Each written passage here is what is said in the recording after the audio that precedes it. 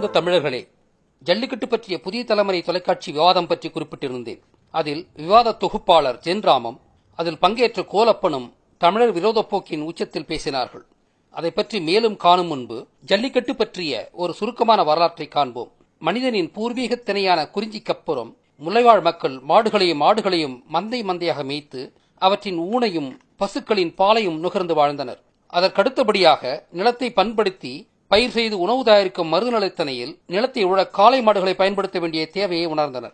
அதற்காக காளைகளை தனிப்பட்ட முறையில் பழக்கப்படுத்த வேண்டிய தேவை உருவானது. திமிலோடு திமிராக திரியும் காளைகளை விரட்டி பிடித்து அவற்றை பழக்கி அவற்றை நுகத்தடியின் கீழ் கொண்டு வருவது ஒரு கலையாகவே வளர்ந்தது. அந்த கலையே ஒரு வீர விளையாட்டாகவும் வளர்ந்தது. அந்த விளையாட்டுகளில் வெற்றி பெறுவோருக்கு பரிசுகள் வழங்கப்பட்டன. மருதுநில பண்பாட்டில் ஒரு காலத்தில் நிலக்கிழார்கள் தங்களது மகளுக்குரிய வரன்களை தேர்ந்தெடுப்பதில் ஆண்களின் வீரத்தை ஒரு முக்கிய தகுதியாக வைத்திருந்தனர். எனவே தமக்கு மகள் பிறந்த முதலே ஒரு காளையை பேணி வளர்த்து அவள் பருவம் எய்தும் போது அக்காளையை அடக்குபவனே தனது மகளுக்கான மணாளன் என்று முறைப்படுத்தி இருந்தனர். இப்படி காளை அடக்கும் வீர விளையாட்டுக்கு ஏறுதழுவல் என்று பெயர். பிற்காலத்தில் தெலுங்கர்களின் ஆட்சி காலத்தில் தமிழர்களின் தொழில் வரலாற்றை அழித்து மடைமாற்றவே இது சல்லிக்கட்டு என்று காசுக்கானதாய் தரம் குறைத்து பெயர் மாற்ற பெற்றது. காளைகளை அடக்குவதற்கான பரிசாக காசுகளை அதன் கொம்பிலேயே கட்டிவிடப்பட்டு அந்த காசுகள் சலசல என்று சத்தமிடும் சல்லிகளாக இருந்ததால் இந்த வீர விளையாட்டுக்கு சல்லிக்கட்டு என்று பெயர் வந்தது. எனவே ஏறுதழுவல் தமிழரது பாரம்பரிய வீர விளையாட்டு. இதை தொடர்வதன் மூலம் தமிழர்கள் தங்களது வீரத்தை சோதித்து பார்க்கும் ஒரு முறையாகவும், தமிழர்கள் தங்களது மிக பழமையான வரலாற்றை செயல்முறையாகவே உணர்ந்தறியவும் ஒரு விழாக்கால கொண்டாட்டமாகவும் திகழ்கிறது. அதோடு மட்டுமில்லாமல் விவசாயத்திற்கு பயன்படுத்தப்படும் காளைகள் காயடிக்கப்பட்டு ஆண்மை இழந்து விடுவதால் நன்கு தரமாக வளர்க்கப்படும் இந்த காளைகள் இனப்பெருக்கம் செய்யவும் முதன்மையாக பயன்படுகின்றன. இதனால் மாட்டின் இனம் சிதையாமல் தொடர்ந்து நீடிக்கவும் வகையாகிறது. இந்திய மாடுகள் மட்டும்தான் A2 என்ற நஞ்சற்ற பாலை கறக்கின்றன. ஜெர்சி மாடுகள் நஞ்சுள்ள A1 பாலையே கறக்கின்றன. சமீப காலமாக இந்தியாவிலும் வெளிநாடுகளிலும் இந்தியாவின் A2 பாலுக்கான கிராக்கி இதனாலேயே உருவாகியுள்ளது. எனவே இந்திய மாடுகளின் தனித்தன்மையை காப்பதில் நாம் கவனம் செலுத்த வேண்டும். இங்கே ஒரு மிக முக்கியமான செய்தியை எண்ணி பாருங்கள். காளைகளை பயன்படுத்தி விவசாயம் செய்யும் மருதுநிலத்தில்தான் உலகில் முதன்முறையாக கொல்லாமை கோட்பாடு உருவானது. விவசாயத்தால் உணவு பாதுகாப்பு வந்த உடனேயே மனிதர்கள் வாழ விலங்கினங்களை கொல்வது அவசியமற்றது என்ற கொல்லாமையை உலகிற்கு முதலாக அறிமுகப்படுத்தியவர்கள் தமிழர்கள்தான். அப்படிப்பட்ட நமக்கா இவர்கள் அறிவுரை சொல்கிறார்கள்? இப்படியெல்லாம் அற்புதமான செய்திகளை கொண்ட சல்லிக்கட்டை, வருடத்தில் ஒரு சில நாட்களே நடத்தப்படும் சல்லிக்கட்டை ஏன் தடை செய்கின்றனர்? இதற்கு முதன்மையான காரணம் சல்லிக்கட்டு தமிழர்தான் உலகின் மூத்த குடி என்பதை பறைசாற்றுகின்ற ஒரு நடைமுறை சான்று. சிந்துவெளியில் கிடைத்த முத்திரைகளில் முக்கியமான முத்திரை சல்லிக்கட்டு முத்திரை. சிந்துவெளி தமிழர் பண்பாடு என்று நிறுவுவதில் முக்கியமான சான்று. ஏனென்றால் உலகிலேயே இந்த முறையை கொண்டுள்ள ஒரே இனம் தமிழினம்தான். ஆனால் எல்லாவற்றையும் களவாடுகின்ற ஆரிய வந்தேரி பிராமணர்கள் சிந்துவெளி ஆரிய பண்பாடு என்று திரிக்க முற்படுகின்றனர். இதற்கு இடையூறாக இருப்பவர்கள் தமிழர்களே. எனவே தடைக்கு இதுவும் ஒரு காரணமாக இருக்க வாய்ப்புள்ளது. அடுத்ததாக சமீப காலமாக இயற்கை விவசாயம் வேகமான வளர்ச்சியை அடைந்து வருவதை யாவரும் அறிவர். இயற்கை வேளாண்மைக்குரிய அனைத்து உரங்களும் மருந்துகளும் மாடுகளின் கழிவுகளில் இருந்தே உருவாக்கப்படுகின்றன. இதற்கு ஜெர்சி மாடுகளின் கழிவுகள் முழுமையாக பயன்படுவதில்லையாம். நாட்டு மாடுகள்தான் இவற்றிற்குரிய நுண்ணுயிரிகள் கொண்டவையாக இருக்கின்றனவாம். வட இந்தியாவில் ஜெர்சி மாடுகளின் கலப்பினங்களுக்கு மாறியதால் அங்கு நாட்டு சினைக்காளைகள் பேணப்படுவதில்லையாம். ஆனால் தமிழகத்தில் சல்லிக்கட்டு மூலமாக சினைக்காளைகள் இருப்பது இயற்கை வேளாண்மைக்கு பெரிய ஆதரவாக இருக்கிறது. சல்லிக்கட்டும் அதற்காகவே நடத்தப்படுகிறது.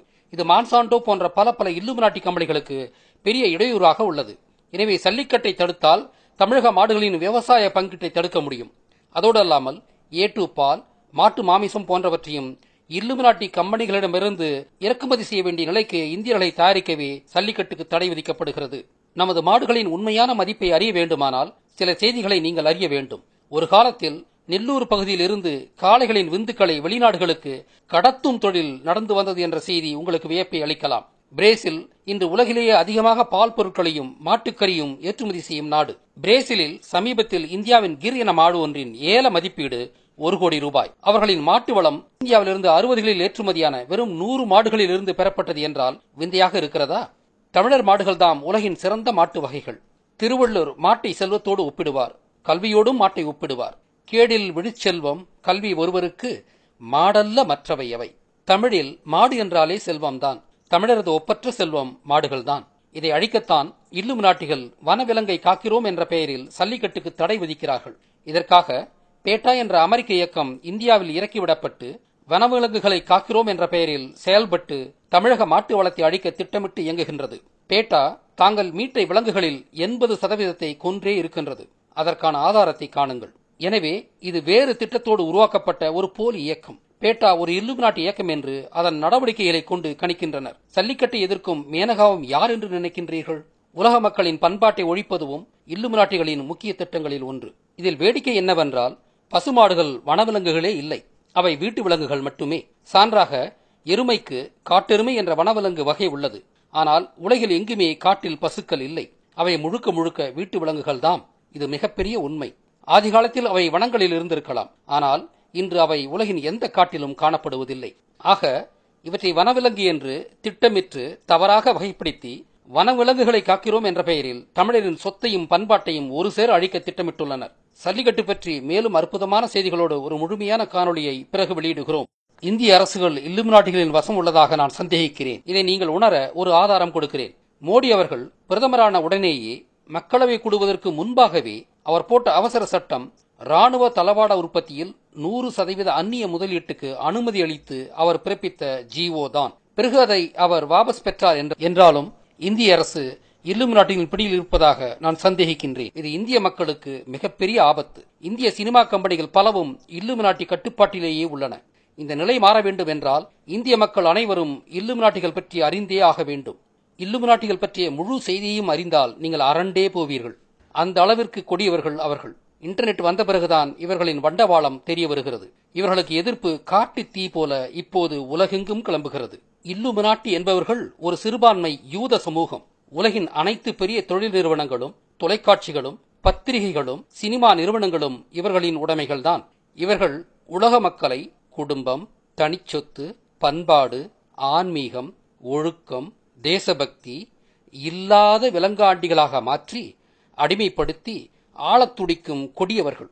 இவர்களின் செயல்கள் நல்லது போல தோன்றும், ஆனால் அவை மனிதத்தை அழிக்கக்கூடியவை. கம்யூனிசம் கூட இவர்களால் உருவாக்கப்பட்ட ஒரு அழிவு ஆயுதமே. இந்த இல்லுமினாட்டி வியாபாரிகள் தாங்கள் நுழைய முடியாத நாடுகளில் கலவரத்தை உண்டு பண்ணி அந்த நாட்டு அரசர்களை கொன்று தங்களுடைய கைப்பாவிகளிடம் ஆட்சியை மாற்றி அந்த நாட்டு மக்களை சுரண்ட உருவாக்கிய தத்துவமே கம்யூனிச தத்துவம். கம்யூனிச தத்துவம் ஒரு பொருந்தா தத்துவம். லெனின் 3.5 கோடி ரஷ்யர்களை பட்டினியால் கொன்றார். கோமாளி மாவோ 5 கோடி சீனர்கள் பட்டினியால் சாக காரணமாக இருந்தார். இந்த செய்தியெல்லாம் இப்போதுதான் வெளியில் கசிகின்றன. அமெரிக்காவில் பண்பாடு இல்லை என்பதற்கு இந்த இல்லுமினாட்டிகளே காரணம். அமெரிக்கா இல்லுமினாட்டிகளின் கட்டுப்பாட்டில் தான் உள்ளது. எப்போதுமே உலகின் அமைதியின்மைக்கு இவர்களே மூல காரணம். அரபு நாடுகளில் கடந்த 20 ஆண்டுகளில் தனது நேரடி போரால் அமெரிக்கா இதுவரை 1 கோடிக்கும் மேலாக மக்களை கொன்றுள்ளது. ஆப்ரஹாம் லிங்கன், கென்னடி போன்ற நல்லவர்களை படுகொலை செய்தவர்கள் இந்த இல்லுமினாட்டிகள் தான். போர்களை உருவாக்கி மக்களை கொல்வது இவர்களுக்கு பொழுதுபோக்கு. போர் செய்யும் இரு தரப்பினருக்குமே இவர்கள் ஆயுதங்கள் கொடுத்து பெரும்பணம் பண்ணுவார்கள். பணம் கொடுத்த இவர்கள் உலகெங்கும் பிரச்சனை உருவாக்குவதையே தங்களது பொழுதுபோக்காக கொண்டுள்ளனர். அந்த பிரச்சனைகள் மூலமாக தங்களுக்கு லாபம் உண்டாகும்படியாகவும் பார்த்துக் கொள்வார்கள். உலகெங்கும் இவர்கள் உருவாக்கும் ஆயிரக்கணக்கான பிரச்சனைகளில் சல்லிக்கட்டும் ஒன்று. ஆக இவற்றிலிருந்து சல்லிக்கட்டுக்கு தடை என்பது ஆழமான அரசியல் காரணங்களுக்காகத்தானே ஒழிய அதில் நியாயமான காரணங்கள் ஏதும் இல்லை. சென்ற சில ஆண்டுகளாக சல்லிக்கட்டு விதிமுறைகள் வகுக்கப்பட்டு மாடுகளை துன்புறுத்தாமல் முறைப்படி நடந்தேறி வருகின்றன. அப்படி இருக்கும்போது இப்போது தடை என்பது வியப்பாகத்தானே இருக்கிறது. இப்போது நாம் புதிய தலைமுறை விவாதம் பற்றி காண்போம். தொகுப்பாளர் ஜென்ராம் ஆரிய பிராமண வகுப்பைச் சேர்ந்தவர். போதாக்குறைக்கு இவர் ஒரு கம்யூனிச சித்தாந்தம் கொண்டவர். இவர் நிகழ்ச்சி தொகுப்பாளராக இருந்தும் கூட சல்லிக்கட்டுக்கு எதிராகவே வன்மத்தோடு பேசினார். பிராமணர்கள் விவசாயத்தை கீழ்த்தரமானதாக கருதியவர்கள். அப்படிப்பட்ட பின்புலத்தை கொண்டவரை முழுக்க முழுக்க தமிழர் தொடர்பான விவசாயம் தொடர்பான பிரச்சனையில் தொகுப்பாளராக புதிய தலைமுறை ஏன் இறக்கியது என்பதே நமது கேள்வி. புதிய தலைமுறை தொலைக்காட்சி நடத்திய வாக்கெடுப்பிலும் 75% பேர் சல்லிக்கட்டுக்கு ஆதரவாக வாக்களித்தனர் என்ற செய்தியை கூட அவர் தயக்கத்தோடும் வேண்டா வெறுப்போடுமே வெளிப்படுத்தினார். அடுத்ததாக கோலப்பன் முழுக்க முழுக்க விஷத்தை கக்கி அறிவற்ற வாதங்களையே வைத்தார். அவரின் தமிழின எதிர்ப்பு நிலைப்பாடு பச்சையாகவே வெளிப்பட்டது. அவர் இந்து பத்திரிகையின் முன்னாள் பத்திரிகையாளர் என்ற ஒன்றே இவரது லட்சணத்தை புரிந்து கொள்ள இயலும் செய்தி. தமிழர் தொலைக்காட்சிகளுக்கு நாம் வைக்கும் கோரிக்கை இதுதான். முழுக்க முழுக்க தமிழர் சார்ந்த விடயங்களில் பச்சை தமிழர்களை மட்டுமே வைத்து நிகழ்ச்சிகளை நடத்துங்கள். தமிழர் மட்டுமே சார்ந்த விடயங்களில் மாற்றானுக்கு கருத்து சொல்லும் உரிமை கிடையாது. தமிழர் தொலைக்காட்சிகளில் கூட வந்தேரி ஆரிய பிராமணர், மலையாளிகள், தெலுங்கர்களே ஆக்கிரமித்து நிற்கின்றனர். தமிழர்கள் நடத்தும் தொலைக்காட்சிகளில் இவர்களுக்கு என்ன வேலை? தமிழர்கள் இதையெல்லாம் ஆழமாக எண்ணி பார்க்க வேண்டும். தமிழர் நடத்தும் தொலைக்காட்சிகளிலேயே தமிழருக்கு எதிரான செய்திகள் வருவது தமிழினத்திற்கு பெரும் தீங்கை விளைவிக்கும். தமிழினம் இதை ஒரு துரோக செயலாகவே எண்ணி பார்க்கும். இப்படி தமிழருக்கு எதிராக வெளியாகும் செய்திகளின் பின்புலமே மாற்றார் ஆதிக்கம்தான். தமிழர் தொலைக்காட்சிகளிலிருந்து மாற்றார்களை முற்றாக வெளியேற்ற வேண்டும். தற்போதைய உலகில் கருத்து என்பது நடுநிலையில் இல்லாமல் இனம் சார்ந்ததாகவே இருக்கின்றன. இதுபோன்ற அபத்தமான நிகழ்ச்சிகள் கேரள, கன்னட, ஆந்திர மக்களுக்கு எதிராக அந்தந்த மாநிலங்களில் நடக்குமா? அந்தந்த மாநில மக்களுக்கு எதிராக அங்கே மாற்றார் பேசிவிட முடியுமா என்று மட்டும் எண்ணி பாருங்கள்.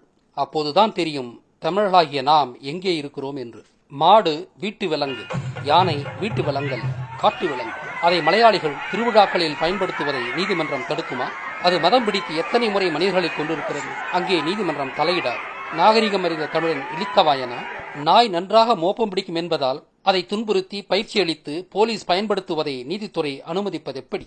குதிரைகளையும் ஒட்டகங்களையும் இந்தியா தனது படையில் பயன்படுத்துவது நியாயமா? உனக்காக ஏனையா அவை சாக வேண்டும்? பாகிஸ்தானோடு சண்டை போட வேண்டும் என்று அவை உன்னை கேட்கவில்லையே. இப்படி ஆயிரம் கேள்விகளுக்கு உச்ச நீதிமன்றம் பதில் வைத்திருக்குமா? ஒட்டகத்தையும் குதிரைகளையும் ராணுவத்தில் பயன்படுத்தக்கூடாது என்று இந்திய உச்ச நீதிமன்றம் தீர்ப்பெழுதுமா? மாமிசத்திற்காக மாடுகளை தலையில் சுத்தியாலேயே அடித்துக் கொள்ளும் கொடூரத்தை இந்திய நீதிமன்றம் தடுத்துள்ளதா? விலங்குகளை கொடூரமாக கொல்வது தினந்தோறும் லட்சக்கணக்கில் இந்தியா முழுவதும் நிகழும் கொடுமை அல்லவா? இங்கே போனது இந்த உச்ச நீதிமன்றம். தமிழர்களின் பண்பாடு சம்பந்தமான விடயங்களில் தலையிட இந்திய அரசிற்கோ இந்திய உச்ச நீதிமன்றத்திற்கோ உரிமை இருக்கிறதா? அந்த உரிமை எப்படி வருகிறது? இந்தியா ஒரு தேசம் என்ற பொய் பித்தலாட்டத்தால் வரும் உரிமை அது. இந்தியா 30க்கும் மேற்பட்ட வேறுபட்ட மொழி, பண்பாட்டு இனங்கள் வாழும் ஒரு நாடு மட்டுமே. இது ஒரு தேசம் அல்ல. இந்தியாவை ஒரு தேசம் என்று சொல்வது ஒரு கடைந்தெடுத்த அயோக்கியத்தனம். இந்தியா ஒரு தேசம் அல்லையாதலால் இந்திய அரசின் சட்டங்களும் ஒரு வரம்புக்குட்பட்டதாகத்தான் இருக்க வேண்டும். எந்த ஒரு இனத்தின் இறையாண்மையிலும் குறுக்கிட இந்தியாவிற்கு அனுமதி இல்லை. தமிழர்கள் சார்ந்த சிக்கல்களில் தமிழர்கள் மட்டுமே இறுதி முடிவெடுக்க வேண்டும். 5 வருடம் ஆட்சி செய்யவே மக்களிடம் ஆணை பெறும் சனநாயக நாட்டில் 10,000 வருடங்களாக தொடரும் பண்பாட்டு நிகழ்வை 2000 கிலோமீட்டருக்கு அப்பால் இருக்கும் தமிழினத்தை அறியாத குருடர்கள் முடிவு செய்ய முடியாது. தமிழரின் மண், பண்பாடு, மொழி, சமயம், ஆட்சி சார்ந்த விடயங்களில் இந்தியா தலையிடாதவரை மட்டுமே தமிழர்கள் இந்தியாவின் அங்கமாக இருப்பர். இல்லையேல் தமிழர்கள் இந்தியாவிலிருந்து விடுதலை அடைவார்கள். இதுவே தமிழரின் உறுதியான நிலைப்பாடு.